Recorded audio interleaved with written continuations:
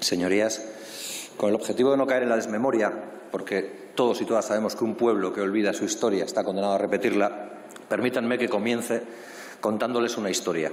El 23 de octubre de 1940, un dictador sin escrúpulos llamado Francisco Franco se desplazó a la localidad vasca de Hendaya para encontrarse con otro dictador sin escrúpulos llamado Adolfo Hitler. 3 años antes, Hitler había echado una mano a Franco y había enviado a la Legión Cóndor a masacrar la población de Guernica, a exterminar a refugiados andaluces en la desbandá, a bombardear Madrid, Barcelona, Alicante y Teruel. El caso es que Franco le debía una a su compañero de batallas, y en el vagón de un tren nazi, Hitler pidió a sus hermanos españoles que le ayudaran a vencer al comunismo.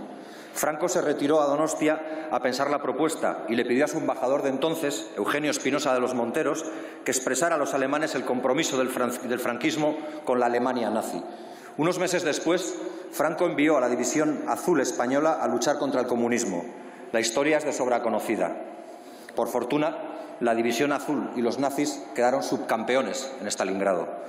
El 27 de enero de 1945, el Ejército Rojo liberó Auschwitz y mostró al mundo qué clase de régimen criminal había sido aliado de España durante los últimos años. Además de 1 millón de judíos, en aquel campo de exterminio murieron 1.200 republicanos que huyeron del terror franquista, muchos de ellos comunistas, con ideología comunista, que no teología, porque seguramente ellos, igual que los comunistas de hoy, siguen y seguimos pensando que ni en dioses, ni en reyes, ni tribunos está el Supremo Salvador. Pero ahora me gustaría contarles otra historia. El 20 de abril de 1963, el régimen franquista torturó y ejecutó al dirigente comunista Julián Grimau, tras un juicio sumarísimo donde fue condenado sin pruebas. Ante las protestas internacionales, el régimen de Franco salió a dar explicaciones. Fue el ministro franquista, y les sonará, Manuel Fraga, después y a la sazón fundador de su propio partido, quien justificó el crimen en una rueda de prensa y achacó el fusilamiento, y esto es literal, a los crímenes y atrocidades cometidas personalmente por este caballerete. Pero tengo una tercera historia. El 20 de enero de 1969, la policía franquista arrestó al estudiante comunista Enrique Ruano, que cayó misteriosamente por la ventana de un 7º piso. Adivinen quién organizó una campaña para justificar la muerte de Ruano. Efectivamente, el inefable Manuel Fraga, que ordenó publicar en ABC un diario manipulado de Ruano para sugerir que el joven tenía tendencias suicidas. Después, el señor Fraga, el mismo Fraga de siempre, llamó por teléfono a los padres de la víctima y les ordenó que dejaran de revolver si no querían que su otra hija acabara igual. Ustedes, señorías del Partido Popular, presentan hoy una propuesta donde humillar a las víctimas del franquismo, muchas de ellas comunistas, tratando de equipararlas con la ideología criminal del Tercer Reich, y lo hacen únicamente para limpiar su mala conciencia, para que olvidemos también cuáles son los orígenes del fundador de su partido y la línea ideológica que perpetúan con su acción política. Ese es su pecado original y no el nuestro, tanto que les gusta hablar de herencias y herederos. Ustedes, señores del Partido Popular, presentan hoy una propuesta para condenar al nazismo como si el gobierno de Rajoy no hubiera celebrado en 2013 un homenaje a la División Azul, o como si su fundador, el señor Manuel Fraga, no hubiera firmado en 1971 un manifiesto por la liberación de Rudolf Hess, el número 2 del régimen nazi de Hitler.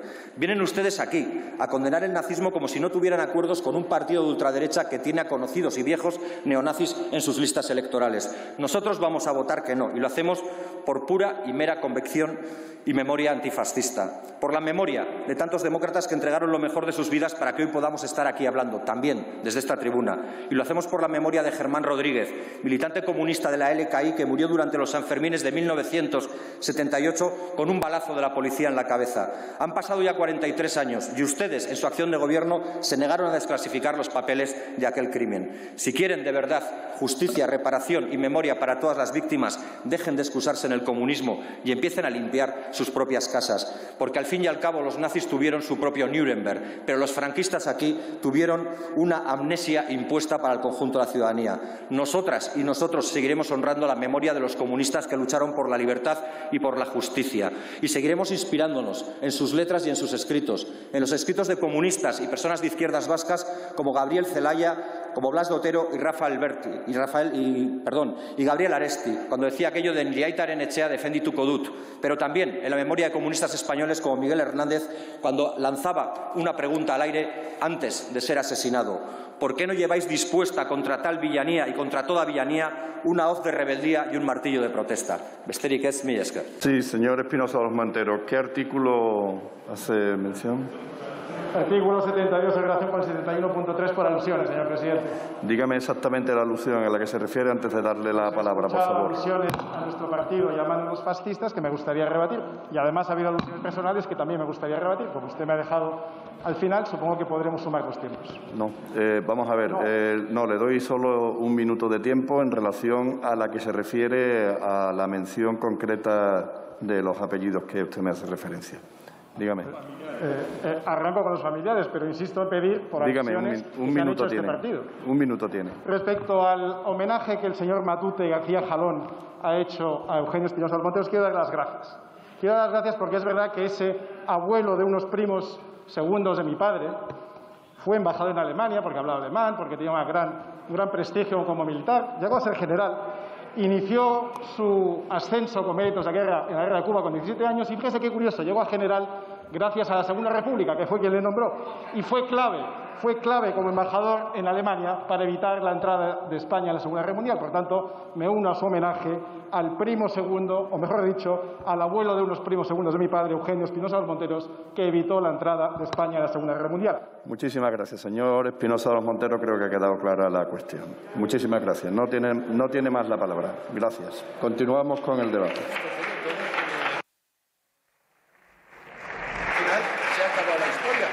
Continuamos con la proposición. No tiene la palabra. Señor Espinosa de los Monteros, siéntese, por favor. Señor Espinosa de los Monteros, le llamo al orden por primera vez. Siéntese, por favor.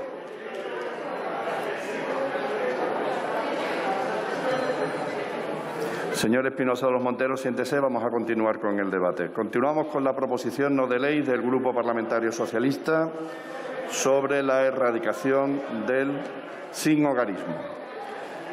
Para la